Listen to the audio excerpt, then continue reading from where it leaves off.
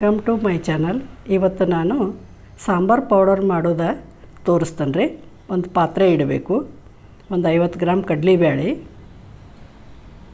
ಒಂದು 50 ಗ್ರಾಮ್ ಉದ್ದಿನ ಕಾಳು ರೀ, ಮತ್ತೊಂದು 50 ಗ್ರಾಮ್ ತೊಗರಿಬೇಳೆ, ಮೂರು ಹಾಕಿ ಲೋ ಫ್ಲೇಮ್ ಒಳಗೆ ಘಮ ಬರುವಂಗೆ ಹುರ್ಕೋಬೇಕು ರೀ. ಒಂದು 100 ಗ್ರಾಮ್ ಧನಿಯಾ, ಒಂದು 100 ಗ್ರಾಮ್ ಧನಿಯಾ ಐತ್ರಿ. ಎಲ್ಲ ಹಾಕಿ ಚಲೋ ಸಣ್ಣ ಉರಿ ಒಳಗೆ ಹುರ್ಕೋಬೇಕು. ಒಂದು 4 ಸ್ಪೂನ್ ಜೀರಿಗೆ, 1 ಸ್ಪೂನ್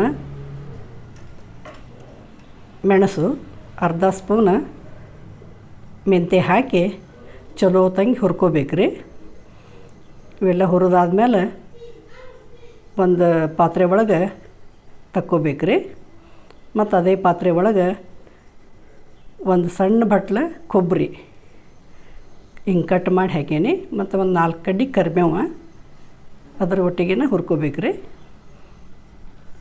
ಸಣ್ಣ ಉರಿ ಒಳಗೆ ಹುರ್ಕೋಬೇಕು. ಒಂದು 10-12 ಬ್ಯಾಡಗಿ ಮೆಣಸಿನ್ಕಾಯಿ ಅದಾವ್ರಿ ಇವ.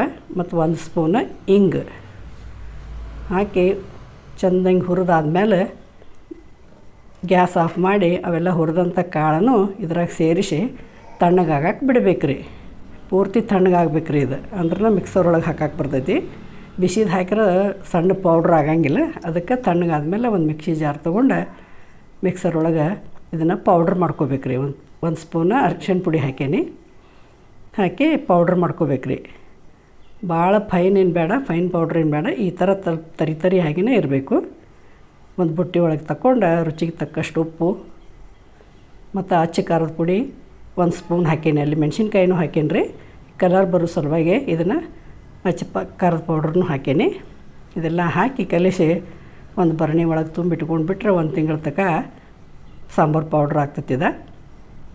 Thank you for watching. ಧನ್ಯವಾದಗಳು.